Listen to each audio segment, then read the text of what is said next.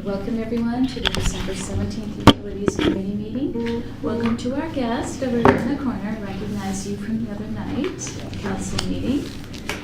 We're going to start out, I believe, with a Foster pilot project. Yes, so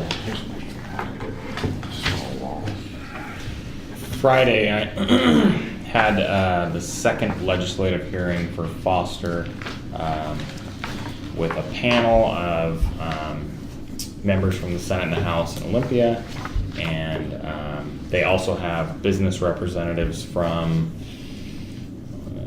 the ag industry, the business industry, the home builders industry. So the legislature really put together through Senate Bill 6091, in my opinion, a good panel, a good representative of all the stakeholders that are affected by the water rights issue in Washington State. This meeting was sort of a, where are the 5 projects at, and is this process going to be beneficial for the legislature? I think that ultimately they found that it is going to be beneficial. Some of the pilot projects are not as far along as we are. They don't have models that are developed and various things. So long story short, it was a very long meeting. Long story short, for us, our next steps are to craft an ROE, record of examination, for the Department of Ecology, which basically is a third party who reviews our conceptual mitigation proposal and says, yes, this meets the intent of the law, or no, it doesn't. Essentially, you can have the Department of Ecology draft your ROE for you. That process takes about 111 years and never actually gets accomplished. And so they have a process whereby you can have a third party do it, and it takes about 3 to 6 months. Wow. And so that would be our next step. What does the ROE stand for? Record of examination. And it's really important, this process, because as we model the impacts of wells 13 and 12, we recognize that the impacts, the mitigation impacts, are so wide. They go from Gorse to Long Lake. And obviously the city cannot afford to extend a water main out to Long Lake to mitigate an impact. Now the impacts... We wouldn't be required to, though, would we? We would be if we weren't a Foster pilot project. The way that the law is written right now is you have to mitigate in kind, in time, and so essentially it has to be at the location, and it has to be when you're doing the withdrawal. Now the argument is pretty academic and theoretical. I mean, to be honest, these impacts are de minimis, which is a term that the Department of Ecology doesn't use anymore, and the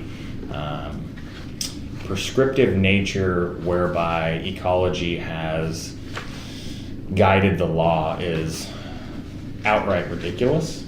But unfortunately, in these arenas, common sense doesn't seem to enter into the equation. So we've got to play the game, but because we are a Foster pilot project, we are one of 5 well projects in the state that is going to be allowed to do something different. And different meaning far less expensive and way more practical. And so it's important that we don't let this process lapse, because if we do, I think that the financial implications of mitigation would probably kill our well project. It would be it would be millions of dollars just to mitigate it. The mitigation cost would be greater than the cost of the project. Right. So it wouldn't pencil. I think that it's also... The in-kind, in-time mitigation. Yes. The old philosophy. I think it's also very important, and we spoke to this at the hearing, that the legislature has really, really tight timelines on when they need to give guidance to the full body in Olympia. And I told him, I said, I think your timelines are too tight. I think good information a little slower is better than that information quickly. But Port Orchard seems to be one of the 2 out of the 5 that are probably going to hit the dates at the right time and give the legislature good information. I think it's pretty exciting. It's kind of a double-edged sword in a positive light.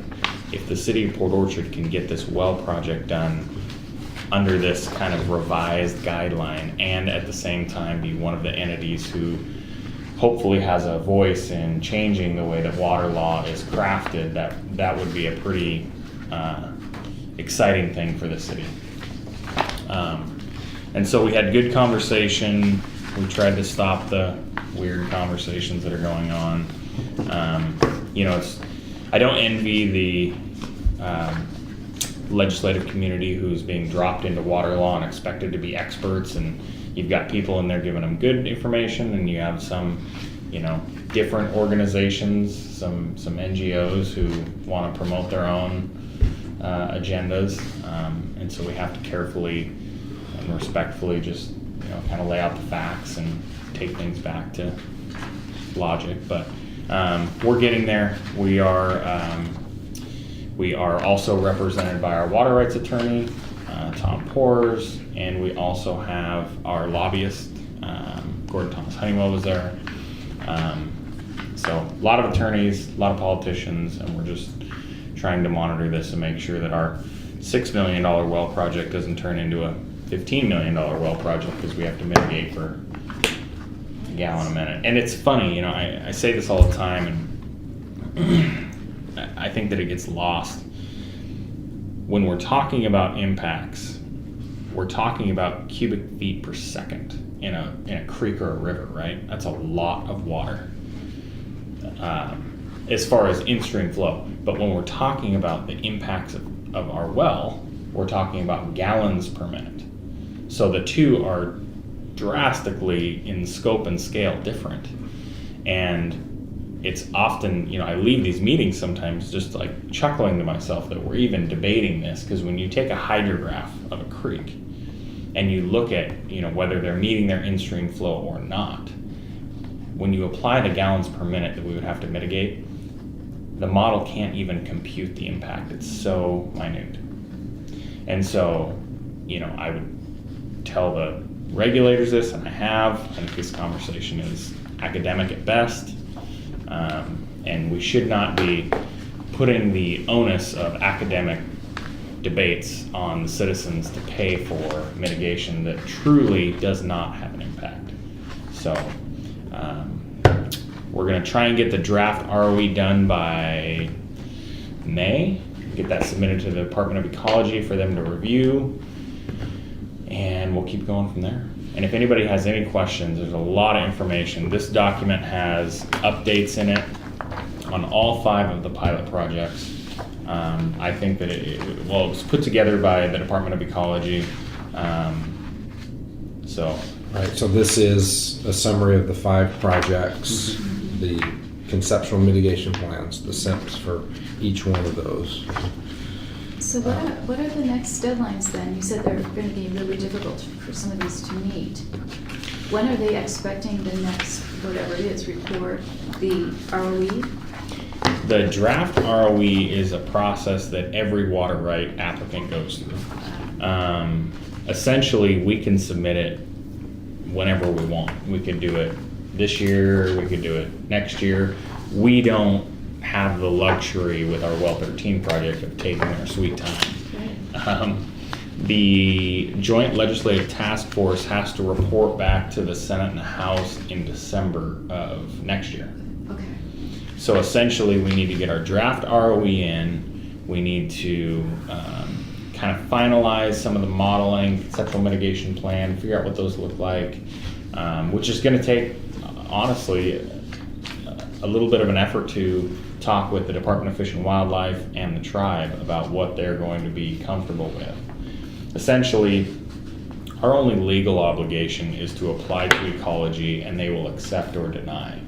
However, we know that the tribe and Fish and Wildlife will be actively reviewing these. So our game plan has been, let's cut through the whole review process, political game, and let's just work with the stakeholders to craft something together that they're not going to openly oppose. The nice thing is the way that Senate Bill 6091 is written, it gives us more leverage. It gives us more flexibility. The language that was crafted in that bill was very carefully put together by a number of different members. I worked with Carl Schroeder over at the Association of Washington Cities. I worked with the WOOC, and so we have what the attorneys call a legal backstop, which is always a good thing to have because you can't get pushed so far. So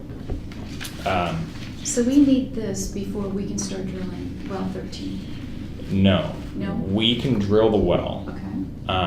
We have a preliminary permit to drill and test the well. Okay. So when you apply for a well, there's 4 stages of permitting. We've already achieved the first 2 stages.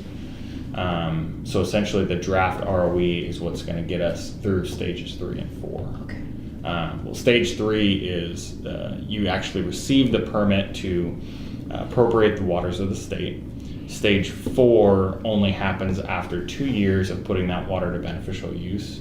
So stage 4 is kind of, I hate to keep using the term, but it's a little bit academic. Once you have a well that's in the ground and performing and you're putting it to beneficial use, they just want to see you do it for 2 years. It's essentially the Department of Ecology's way of making sure that people aren't just drilling wells, pumping them for a year, and then letting them sit.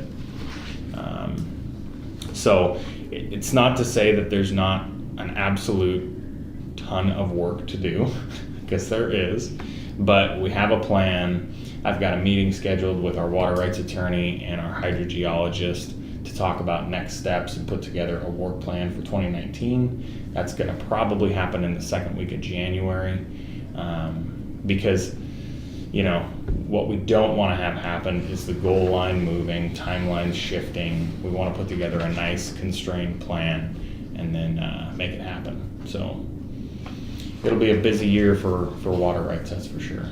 So we may be online with well 13 in 2020? I would say we have to be, Yeah. Yes, Uh-huh. yes.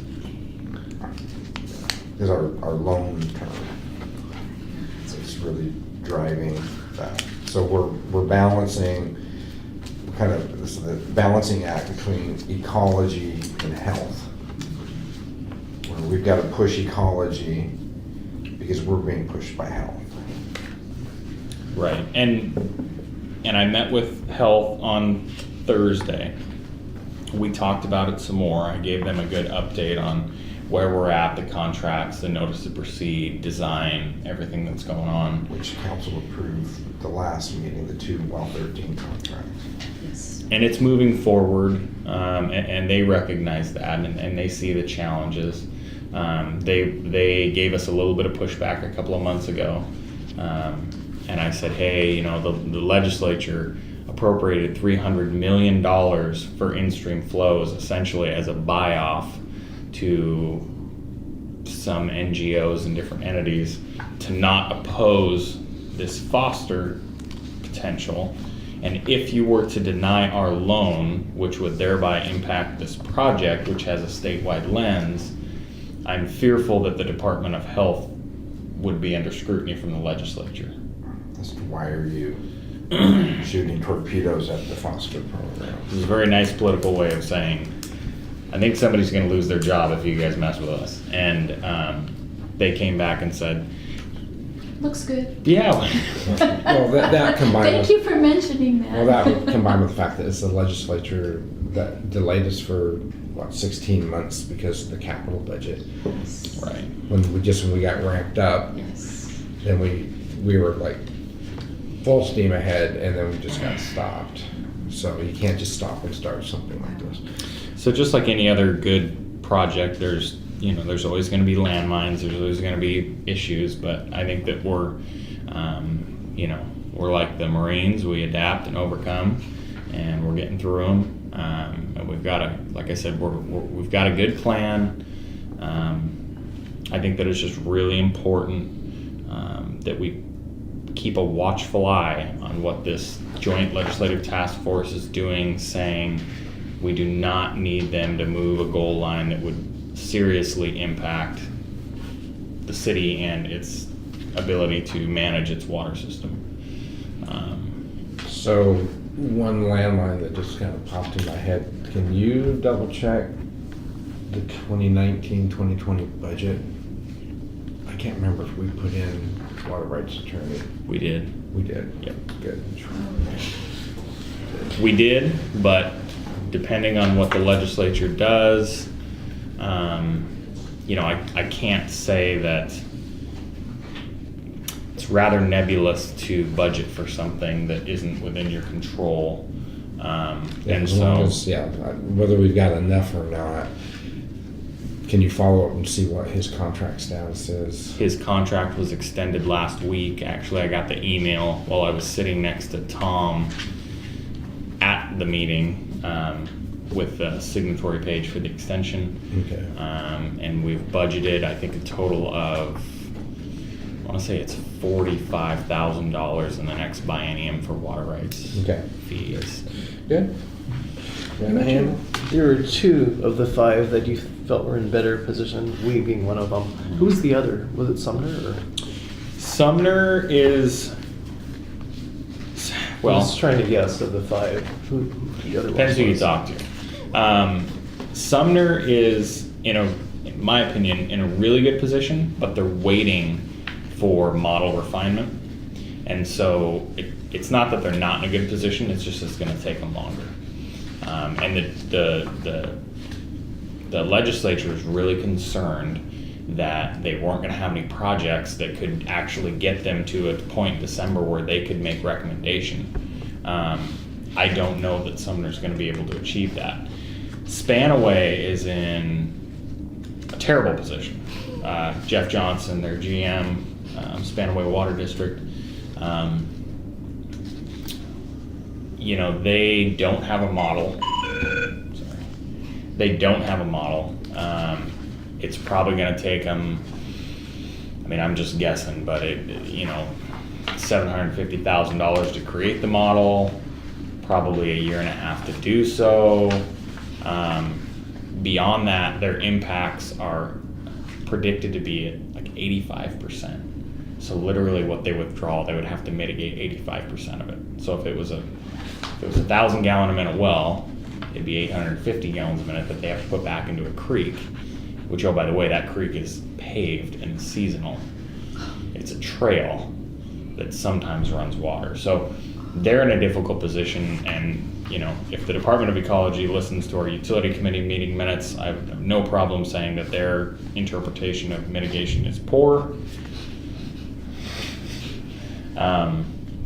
So they're not in a good position right now, and I would say that there's a decent chance that Spanaway might pull their application. And then Yelm, who we often refer to as the gold standard of mitigation, they're essentially going to reapply with what they put forward back when they were taken to court by Sarah Foster.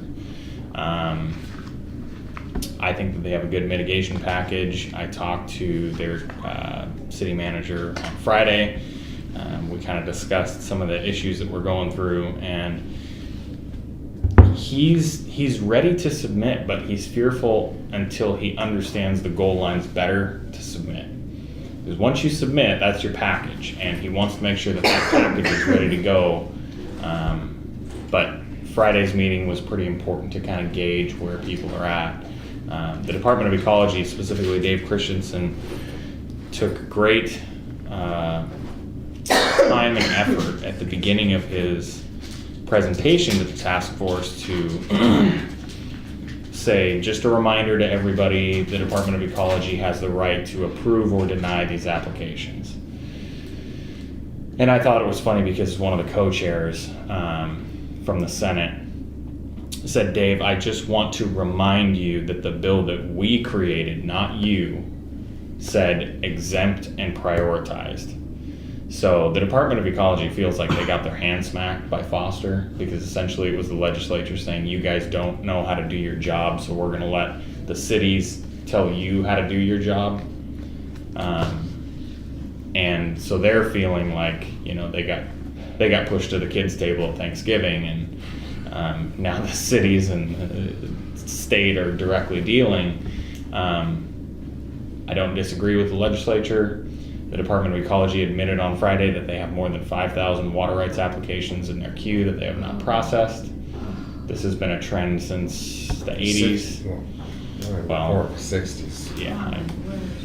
So they were, you know, they were a bit raw, and they kind of softened their stance as soon as one of the senators said, "Let me remind you that we create the laws, not you." So it's contentious and it's political and it's not fun, but sometimes you got to navigate those waters. So, and then the other applicant that we are kind of on par with, I would actually say they're probably number one, is an irrigation district that essentially it's a group of farmers that own an irrigation district that want to get away from surface water and go to groundwater. It's such a win-win for the environment and for the farmers in the ag industry. It's kind of a no-brainer. So I don't know. The pilot program is scheduled to end in 2028. So essentially, the Joint Legislative Task Force makes their recommendation to the entire legislature in December of this upcoming year, and then the Department of Ecology, through statute, is supposed to monitor the projects for the next 9 years or something like that. I'm not sure, you know, they're required to monitor them. I'm not sure if they're required to, or I know they're not required to actually act on any of those things. So at some point in time, they kind of left it open-ended. Is the Department of Ecology going to make comment back to the legislature? I don't know. There's a lot of political shaking going on at Ecology, and I think there's going to be some significant changes in the coming future. So, Isn't that going to be a little bit like the fox watching the hen house, like over this 8-year period, that they may, if they're reporting, observing and reporting, at the end of the day, are they going to want to say, yeah, no, this whole legislative task force thing was a waste of time and we need to go back to doing it the way we did it? Are they going to be adversarial, passive aggressive, subversive? I think that the answer is yes, and I think that's a good thing. Because what's happened is water rights have been a problem for quite a while. And the legislature kept saying, hey, Department of Ecology, can you please do something? Can you please do something? Finally, the legislature got tired and said, okay, let's bring in the cities. And so the way that these meetings work is the Department of Ecology sits at the table and speaks to them, and it's very political, and they sit there and they scratch their heads. And then the cities come up and present, and all of the people that are sitting in this panel are homeowners, they have families, they're reasonable, and they're listening to this saying, why is this an issue? Why can't the Department of Ecology figure this out? So yes, I do think that they'll be adversarial. However, I think that because of the way that the pilot's structured, you're going to have reasonable projects coming to them and giving them updates. And the Department of Ecology is either going to be able to see the trees through the forest or they won't. And ultimately, it'll be their own undoing. The number one statute that was written into the provision for the Department of Ecology's water resource program was that they would create and maintain a water budget monitoring network, whereby we would know how much water's been appropriated in our basins, we'd be able to track that. It's never happened. So since the 1960s, the Water Resource Monitoring Program has never done its number one job. And I think finally the legislature has seen that it's not doing its job. So I would hope that if they want to continue that program, that they would step up their game. But ultimately, over the next 10 years, it'll be up to them. The good thing is that we now have a voice legislatively. And we have good representation. I will tell you, our water rights attorney is one of the top 3 in the state. And I think we're represented very well by Gordon Thomas Honeywell. So we have legal representation, we have city representation, but then we also have somebody who's listening to the different legislators and getting their opinions, and they give me good advice about, hey, you should talk to this person, or here's what their salience level is. You can get an idea of why utilities cost so much, right? Wow. Yeah. Where's AWC fall into this as far as, since they're So Carl Schroeder, who is with AWC, I've known him for quite some time. We worked diligently to get him on the task force. So he's there. They are very supportive, and it's kind of nice having him in the mix. So he's another voice at the table. He's another voice at the table. Okay. And he did a very good job on Friday representing cities. He has no problem challenging erroneous conversation from ecology. And he knows, he's not a water rights expert, but he knows enough. We had a pre-meeting before the hearing where I gave him some information. I met with him, and then I pulled in Jason from the city of Sumner, and we kind of prepped him and gave him some information. So AWC is doing a very good job representing us. Nice. Yeah. And then there's, I almost hesitate to mention this, but this is just in case you hear something. There's also so you have the Foster that's very involved, but then you have the WIRA, which is kind of this separate but interconnected, right? I mean, even though it's the exempt versus non-exempt, why are we there thing, but so you've got Foster that's doing its thing on in-kind, in-time, mitigation, looking at this conceptual mitigation plan, but then you've got that WIRA group that's looking specifically at this WIRA 15 water resource area mitigation, which the city isn't involved. We are, but we're not. And so there are things so I went to one meeting that Thomas wasn't able to attend, and I was really confused as to why we were there. But what happens at this meeting that really involves counties and the tribes and ecology, they're kind of over here doing their thing that, I'm trying to be very political here. They're doing their thing over here, which is potentially impacting what we're trying to do with the mitigation plan, and they're not necessarily synced up, which is interesting because ecology is running both, involved in both. So once again, this is another example, and this is partially why the Department of Ecology is a little adversarial. The legislature has looked to purveyors to fix a problem that ecology hasn't. So we're dealing with Foster. Hearst is the permit exempt wells, county wells. Essentially, cities have a duty to serve. It's written into the law. UGA regulation says that we have a duty to serve our entire UGA based off of growth allocation and everything else. Not a duty to build it for them. Different conversation. However, every basin, we're WIRA 15. Every basin has in-stream flow regulation, and they have to have a watershed plan. And there's various different things from a regulatory standpoint. Counties ran into this issue with Hearst, and most counties don't serve water. They do sewer, they do storm, but they've really never done water. So the legislature said, well, ecology hasn't fixed this problem, and counties really don't serve water, so we're going to create these committees based off of basins, and we're going to require that cities be present. And so as Mark pointed out, cities were like, well, why do we need to be there? This doesn't affect us. Yes and no.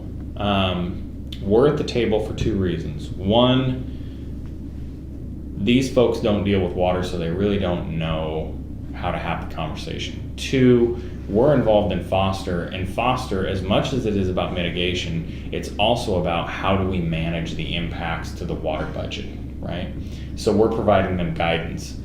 Three, we're making sure that there's no impact to the city based off of what's decided in the county. Essentially, if they incentivize rural development by permit exempt well regulation, it would actually fly in the face of GMA. And we could see impacts, growth impacts or whatever else. So we're kind of like the comment you made, we're kind of sitting at the kids' table, making sure that, not to be crass, but making sure that they're not having a food fight. Right, we're not direct participants because we're not permit exempt wells.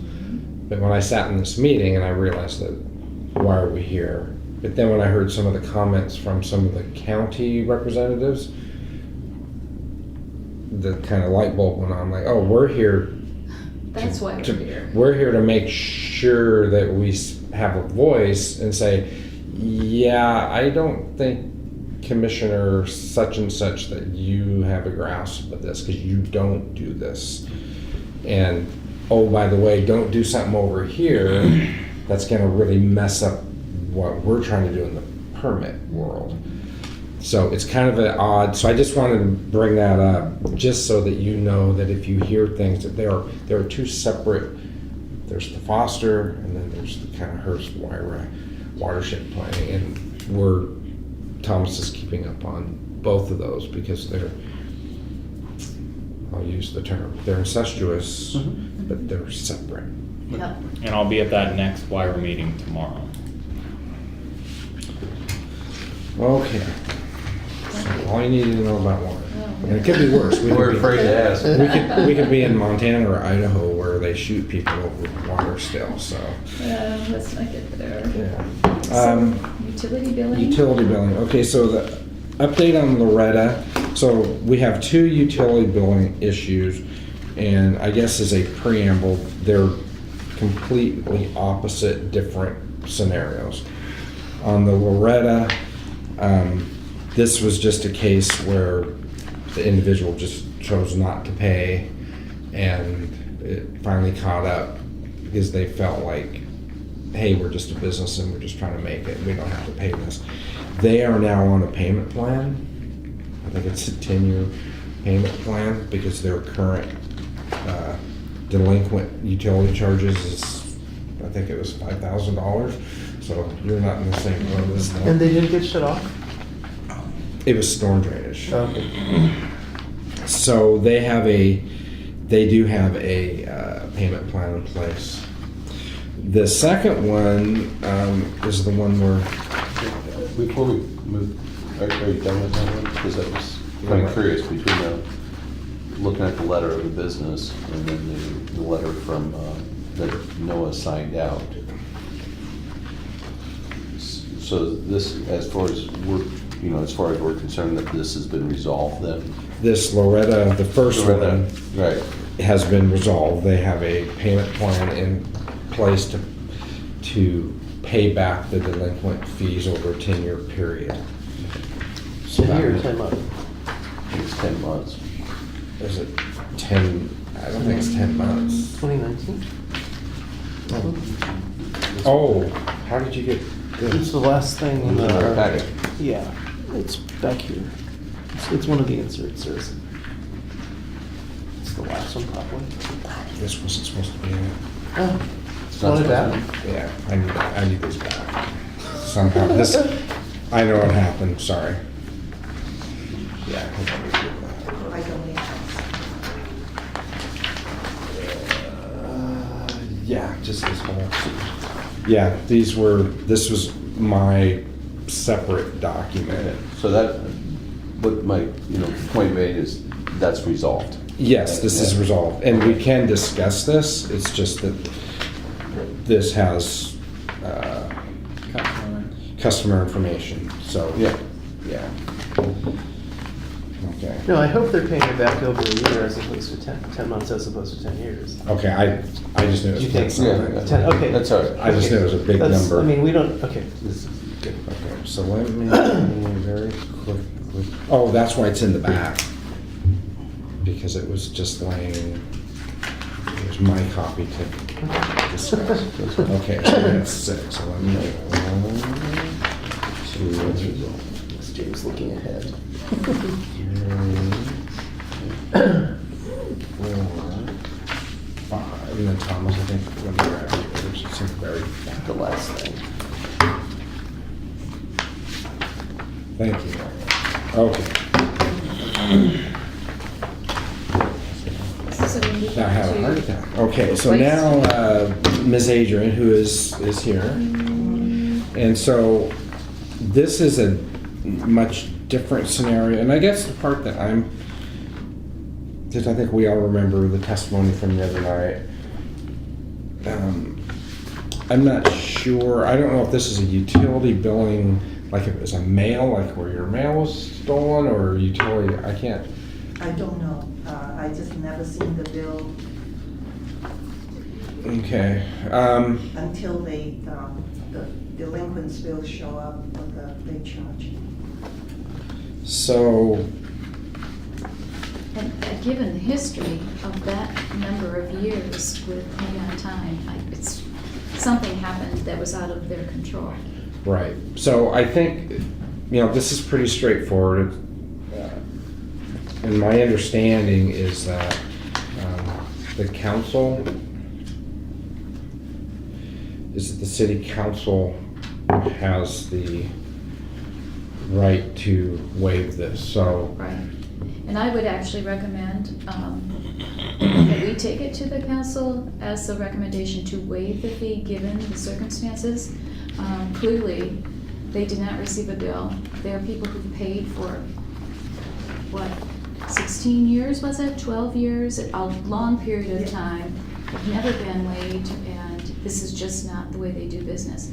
And I can tell you personally, in the last month and a half or so, I have had something disappear at our post office. So I've had the same sort of thing happen, and I've never had anything like this happen before. So I don't know if we have a particular problem at the post office or what it is, but I've got my ear to the ground to see if there's other people having problems. I don't know what it is. okay. So I assume this is a one-time late or missed payment, but does the staff not have the latitude to waive a one-time? No, they don't. We don't Because have- with credit card companies, you call them and say, I didn't get it, and they seem to have more latitude. Yeah, our code It's doesn't the way allow our us code that. is written. Yeah, And so it's so- gonna have to go to council. Right. So it'll go, so we'll take it to the January, the first meeting in January, I think it's the 11th or Is it too late to put it on for tomorrow? We can't. unless you wanna add it, you can add it as when you modify the agenda. You know what? I would just as soon get this wrapped up this year and not carry it forward into 2020. Finance So would love it. I'm going to actually do that then. I will amend the Okay. agenda to include this tomorrow. Appreciate that. Okay. It might be helpful, so do you have time to just go down? Yes. And what I would do is I would ask Noah or Kathy, I don't know the exact POMC citation. Okay. I would find that citation so that you can add it and then you can speak to it and say POMC 13 point allows council and just make that I'll recommendation. get that written out, Yeah, so it's ready to include. yeah. And maybe there'll be enough time even to include the language in everybody's notes. It makes sense. Yeah, absolutely. Yeah. So, okay. I appreciate that. Uh-huh. Thank you very much for your time.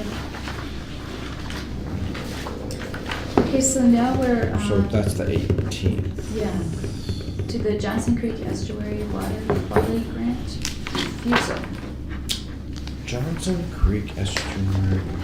Okay, let me get. Okay, this is just pretty straightforward.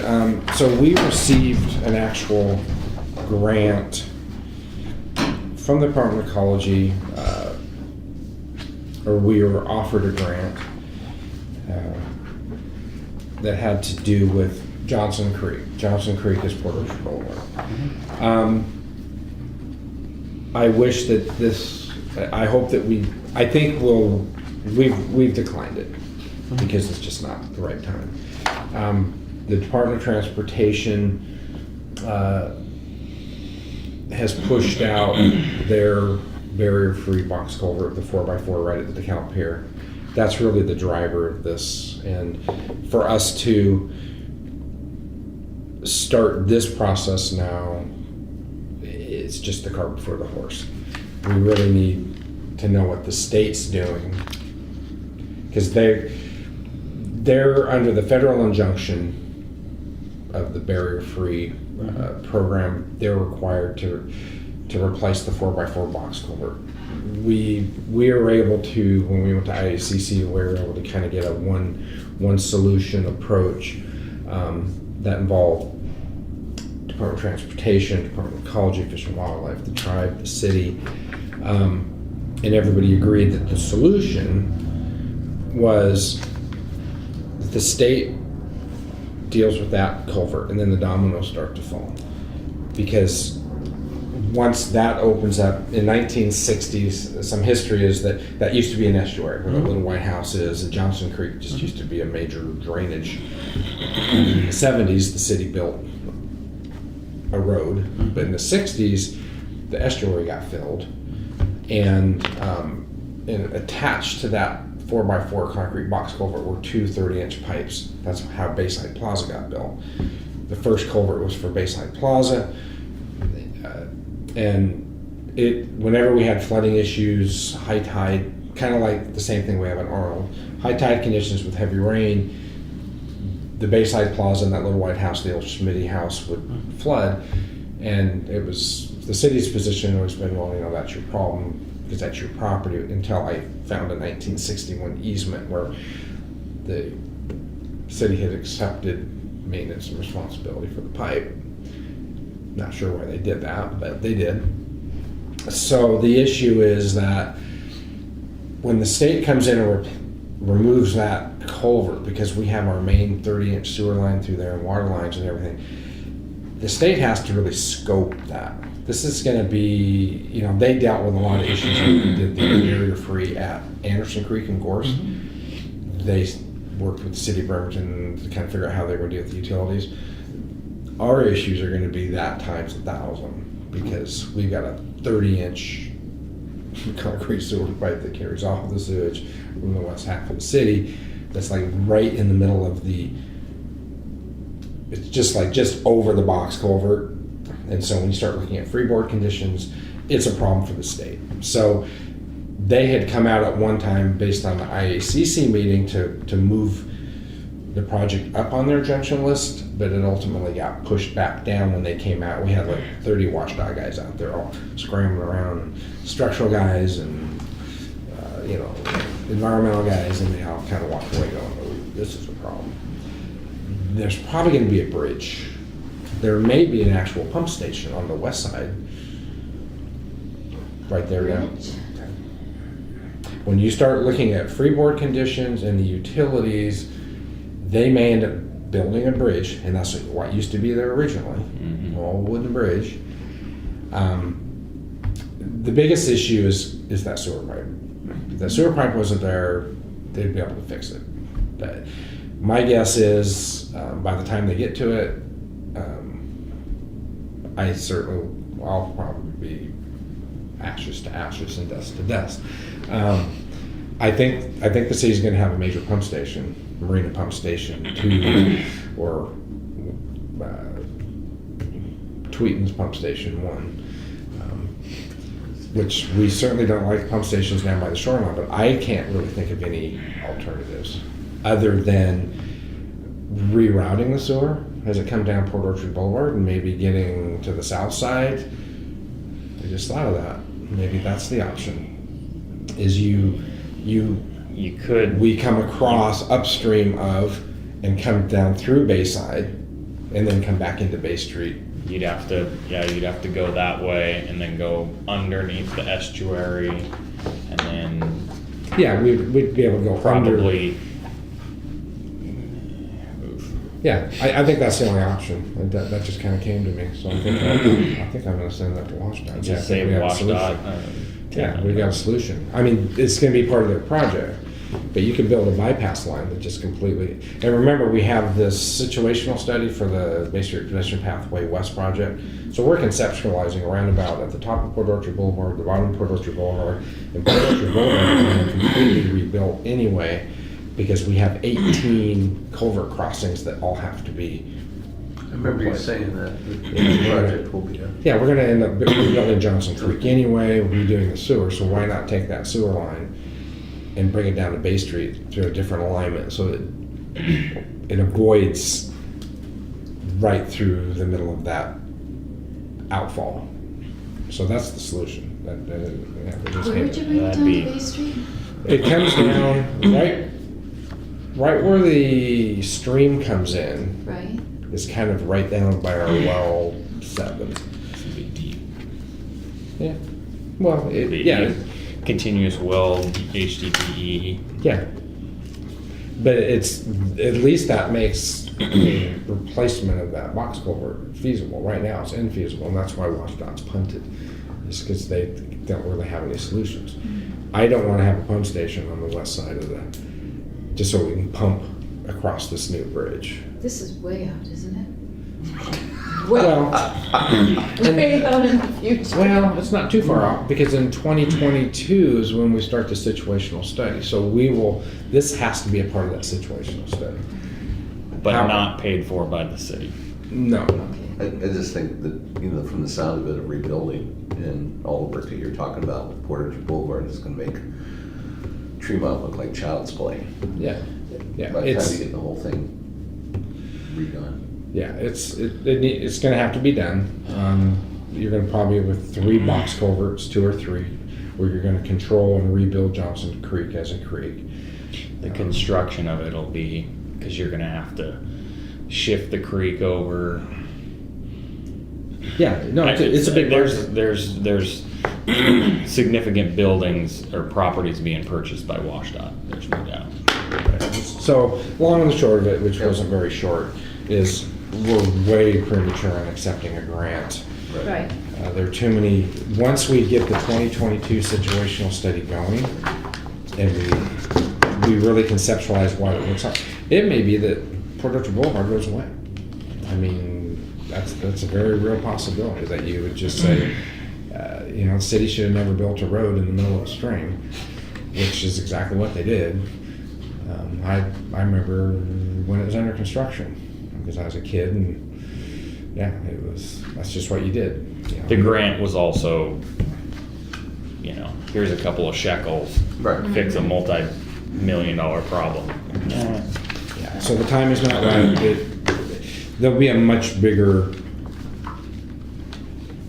loan amount or grant amount, and more parties involved when we really get into this. So 2022, when we kick off the situational study, will be the catalyst for that. So, sorry, I got into the weeds on that.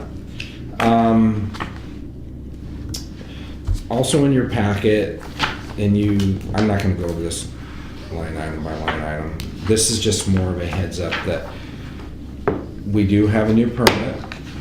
Ecology Stormwater does not seem to like to let things. Well, it's not Ecology's fault. It's the EPA. So you have the Clean Water Act, you have the EPA, and they continue to push through, like Soundkeepers Alliance and Unfunded mandates. unfunded mandates. You have these watchdog groups that are out there saying you're not complying with the Clean Water Act. Ecology, you're not pushing hard enough. And so as they get sued and they get pushed, we end up with a TMDL. We end up with total maximum daily load on Sinclair Inlet that we're supposed to be responsible to. We end up with MPDS permit that we have to provide compliance.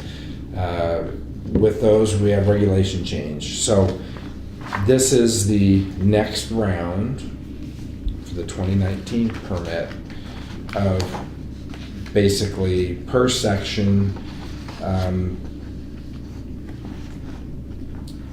in a brief description of permit changes. So I'll say at this point that there's just more to come. These are,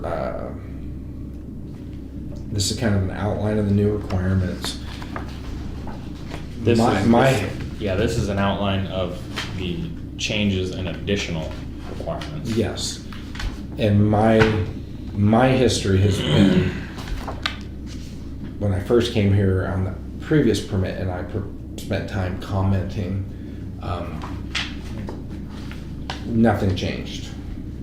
You know, because I actually went down to testify down in Olympia that was, you know, these are two owners in small cities and we possibly can't do this, and it just fell into place. I mean, and again, if you visualize that this is ecology pushing it, then you think that, well, I can push back. But that's the wrong way to look at it. When you really look at it, ecology as being between a rock and a hard place, then it makes more sense to understand why this is being jammed down the city's throats, because ecology is really in a no-win situation. They don't have the ability to not. So if they go through this process of saying, "Hey, cities, we want your thoughts on the new permit," well, it's a complete waste of time. And I'm being like way too open about this, but it's just the reality. You have jurisdictions throughout the state that are spending staff time going through these things, sending in comments, going to meetings, and it's a waste of time because ecology they don't have the latitude to not do this. And I just think that ecology just say, you know what? We're being pushed by EPA to do this. We're being threatened by lawsuits to do this. We're not doing enough. And so we're just this is it. Let's not waste time going through this false process. That's all this is. This is a this whole comment period is like a pseudo comment period. It's just the way it is, So in this, the scary thing for this is it's a three-edged sword. So you see increase in operations and maintenance for field staff. You see increase in asset and GIS management. And you also see increase, here's a prime example, Section 5C2, implement a social marketing campaign for stormwater. These are the sort of, what this is like soft costs to a developer. It's like people don't see all of these different things that we're required to do. And quite simply, how can you take a group of folks that already do an extreme amount of work and say, okay, here now go do these other things, and there's no funding source. That it's not like ecology says, okay, well, we're gonna put some grants out there for you to develop, maintain, and operate these programs. And that's the sad part, is like Mark was just saying, you go to these comment periods, it's funny. When you go to the comment period, there's always a big whiteboard, and anytime you ask a question that they don't want to answer, they go, well, I'm going to put that on the board and I'll get back to you. We're going to put it in the parking lot. Right. And so, I don't know. It's frustrating, and you start to understand why things cost what they cost when there's all these. When I read implement a social marketing campaign, or the evaluation of effectiveness of behavior change program. What in the world does that even mean? And how would you measure? Okay, I get it. it's frustrating. Right. So the stormwater utility will continue to grow, which unfortunately means that our utility billing will continue to grow, and and people that are on fixed incomes will say, we don't understand, and it's like, and then you have that philosophical.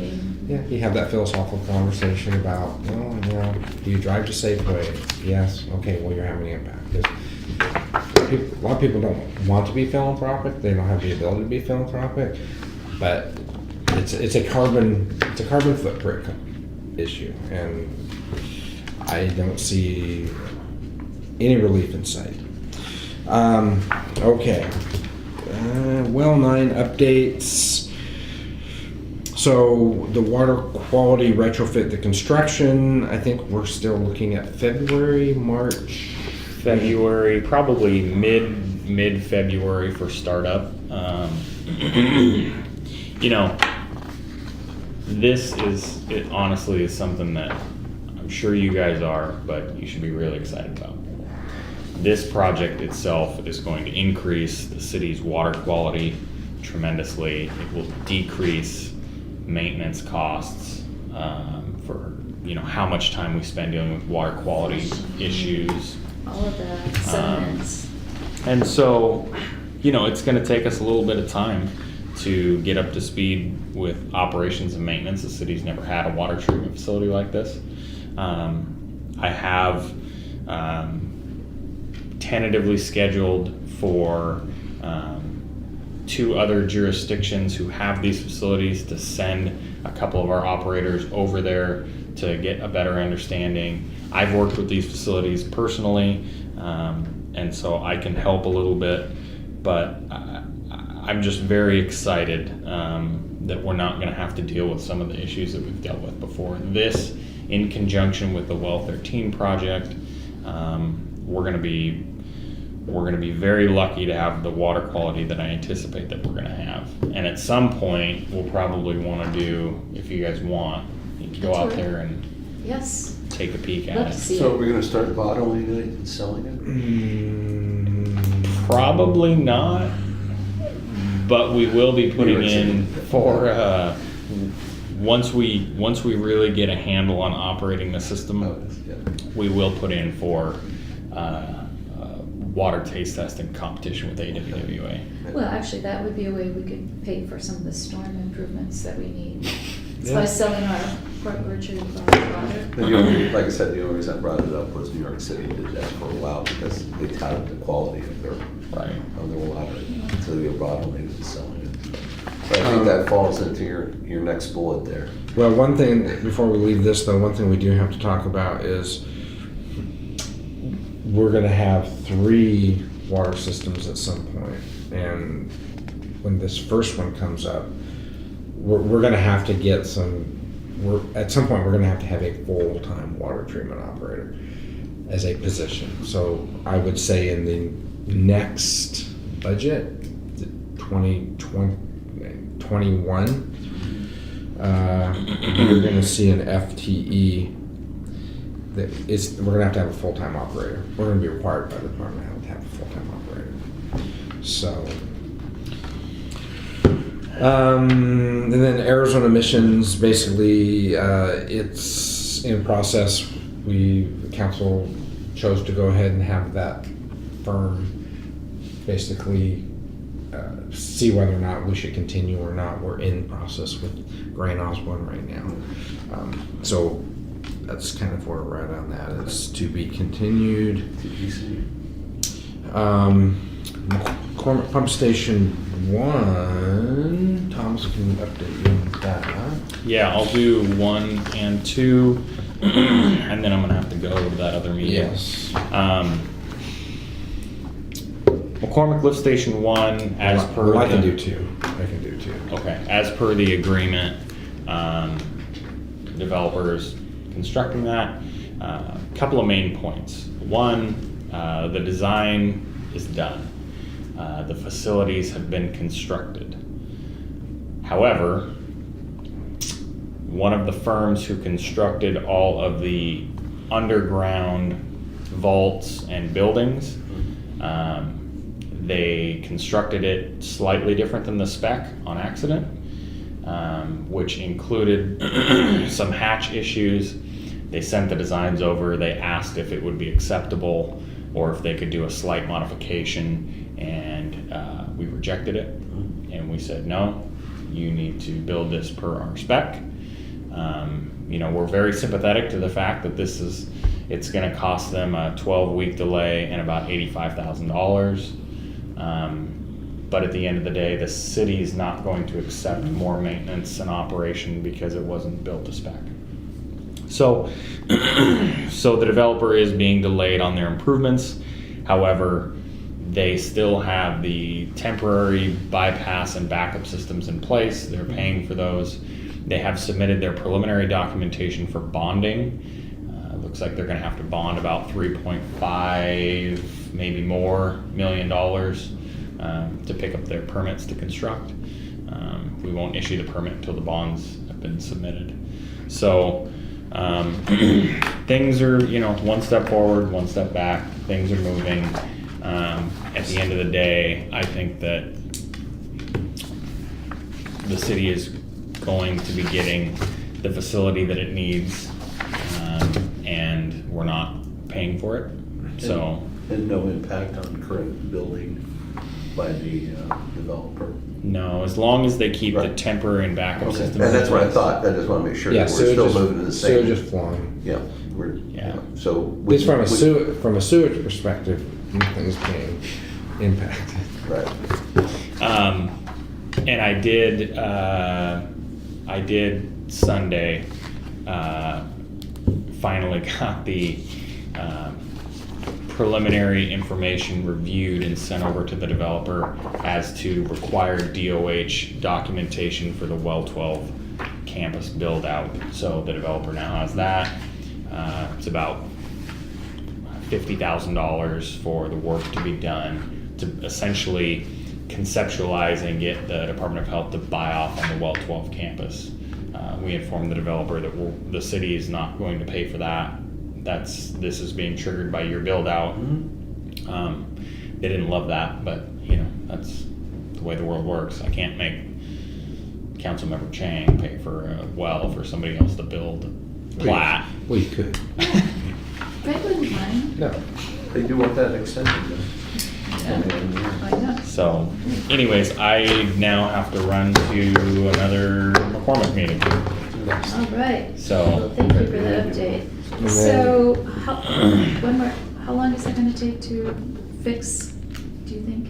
fix what? I mean, when will they actually be able to finish the station? Lift station? Rebuild or rework that they have? 12 weeks from a week and a half ago is when the underground facilities will be done. Everything else is, they were scheduled to start construction second week in January. Now they're pushing out till March or April, well, probably April. Yeah, they're not doing anything on site. This is fabricating Right. in the yards. So you're probably looking at construction starting in April. It's probably a 6 to 8 month construction window. So it'll be funny to see who gets their lift station online first. The city might beat them. And who would have ever guessed?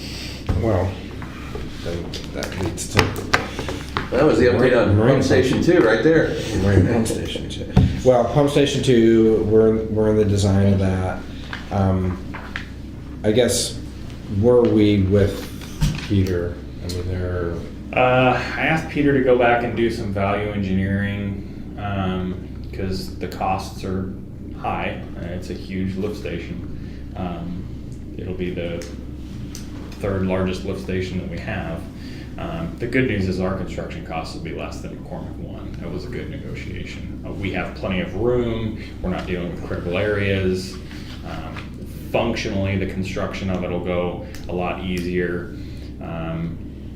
But we are asking in our legislative agenda for an extra $1 million from the legislature because it's going to be expensive. I mean, when you factor in contingency and tax, it will be more than we budgeted. yeah. So we're, And I will add, in all of these projects, one thing that every city is talking about right now is the steel tariffs are absolutely killing us. And so, it's, we just, all these projects, it's just like, all of a sudden when somebody says, hey, the price of steel is gonna go from $1 an inch to $4 an inch. You only have two options: increase cost or don't do the project. So the 2.8 million is, 2.8 million. I mean, here's the good news: the engineering costs have not gone up. startup costs and the CACM have not gone up. So it's not like we're being gouged by a consultant. It's really the construction costs and the steel tariffs. I'd say the delta, when we factored in contingency plus tax, the number that we saw was 3.5. I think that number is probably closer to 3.3. That's including contingency. And on a project like this where you own the property, there's no other utilities in the area. Aren't we gonna need to potentially do some minor acquisitions on the fringe? No. We've confirmed that we don't have Correct, acquisitions. no property acquisition. So, Okay. that contingency probably won't be needed.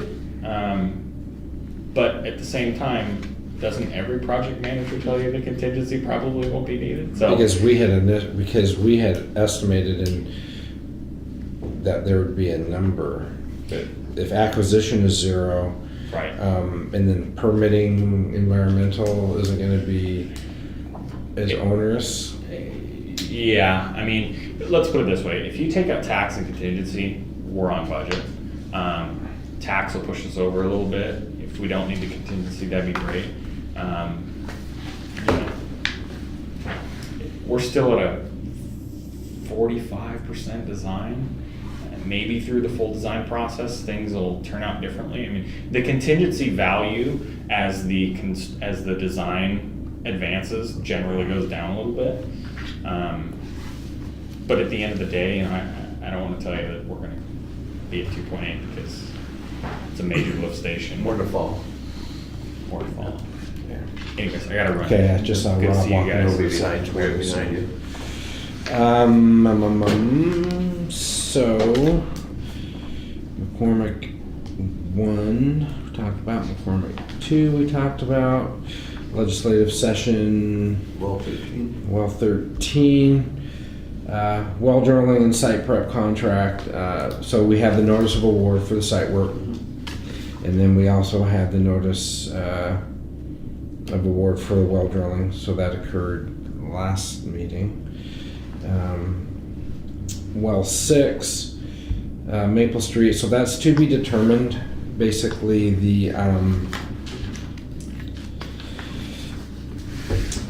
there's probably 4 contracts total. Well drilling is one contract, the site work's another contract.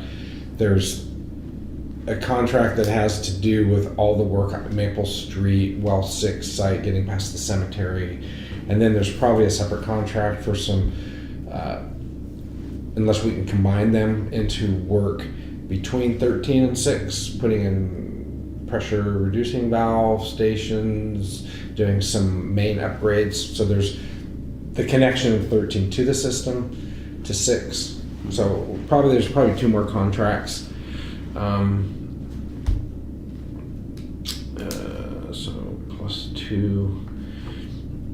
And then DOH, DWSRF, we kind of already talked about that. Because of the delay with the capital budget, that kind of got us in trouble with the Department of Health with their drinking water state revolving fund loan. We've recently, a couple months ago, I provided them with every document, everything that we had actually accomplished when we started, because the other thing that happened was Commerce was running this.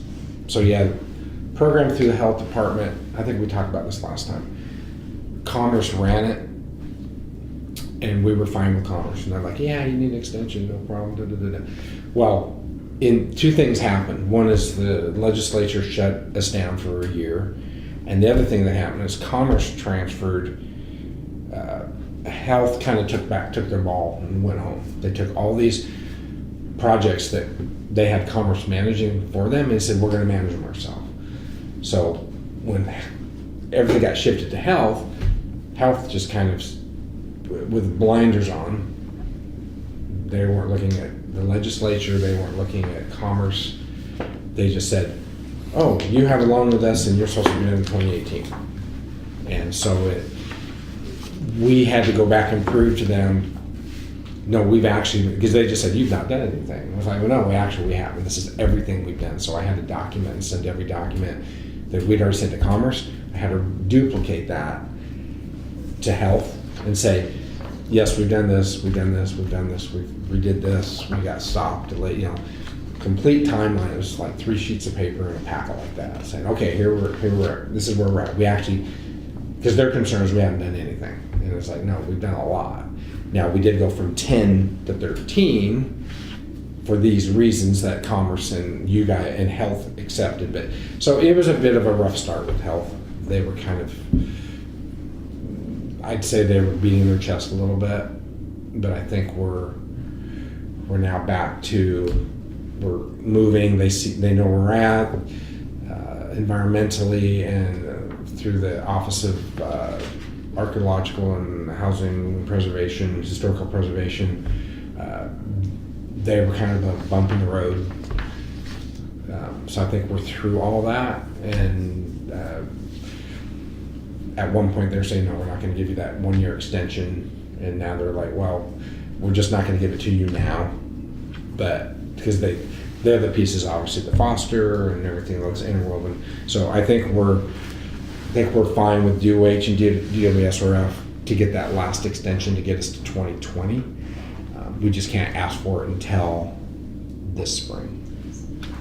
So I'd say March, April, by 2019, we'll ask for a 1-year extension to get us 2020, and we're going to be fine. So I guess with that, we'll look and see whether or not January 15th, if there's any changes. I mean, this Is it a is holiday?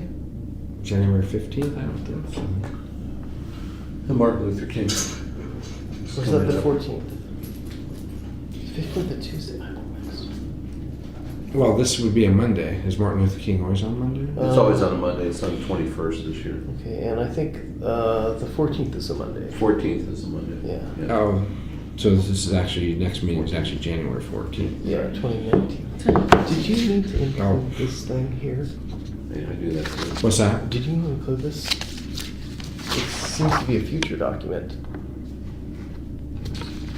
Was this drafted in the future? It's like the second page of the last item. Schneider. Oh, just disregard that. Okay. That was, It's a draft this, or something. no, this was supposed to have been the, sorry about that.